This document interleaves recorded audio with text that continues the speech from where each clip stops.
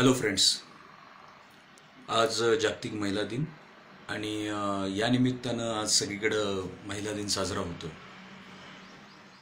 या निमित्तानं माझ्याकडून आणि माझ्या स्नेहालय पूर्ण टीमकडून आपल्या सर्व महिला भगिनींना जागतिक महिला दिनाच्या हार्दिक शुभेच्छा. आज भरपूर ठिकाणी वेगवेगळे कार्यक्रम आहेत, वेगवेगळे शोज चालू आहेत, महिलांसाठी वेगवेगळे गोष्टी अरेंज केल्या जात आहेत. फार छान वाटतं बघून हे. पण थोडंसं कुठेतरी वाटतं की फक्त एकच दिवस महिला दिन हा साजरा करणं म्हणजे महिला दिन आहे का? ॲक्च्युली माझ्या मते महिला दिन हा दररोज साजरा केला पाहिजे, कारण का तो प्रत्येक दिवस हा त्या महिलेसाठी सुद्धा इम्पॉर्टंट आणि आपल्यासाठी सुद्धा. कारण का महिला या इतक्या इम्पॉर्टंट आहेत आपल्या लाईफमध्ये.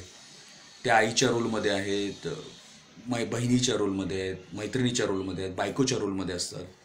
म्हणजे एक स्त्री वेगवेगळ्या रूपांमध्ये आपल्याला मदत करत असते, आपल्याला साथ देत असते.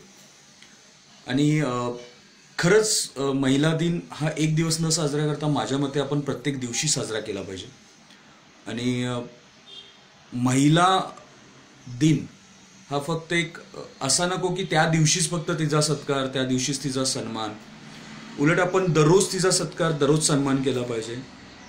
तर आपण खरा पुरुषप्रधान समाज जो म्हणतो त्याप्रमाणे स्त्री प्रधान समाज यावा, अशीच एक माझी अपेक्षा आहे. आणि नक्कीच तो येईल.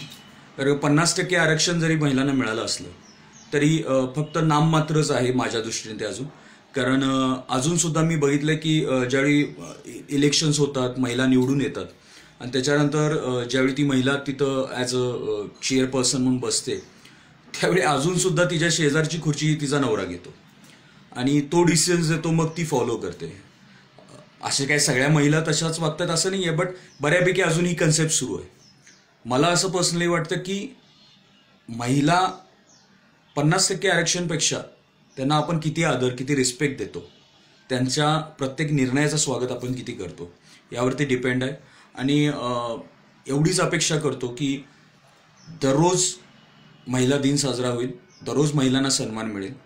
आणि त्यानिमित्तानं जे आमचं स्नेहालयचं काम आहे की सेव्ह गर्ल चाइल्ड किंवा स्त्री भ्रूणहत्या थांबवा, मला असं वाटतं की पहिला आपण तिथून सुरुवात केली पाहिजे. बेसिक तिथून आहे की स्त्रियांच्या जन्माचं स्वागत करू आपण, म्हणजे आपल्याला फ्युचरमध्ये ज्या आत्ता अडचणी येत आहेत त्या येणार नाहीत. आणि नक्कीच तो प्रॉपर महिला दिन साजरा आपण करू आणि आपण महिलांचा रेस्पेक्ट करू. त्यामुळं थँक्यू सो मच.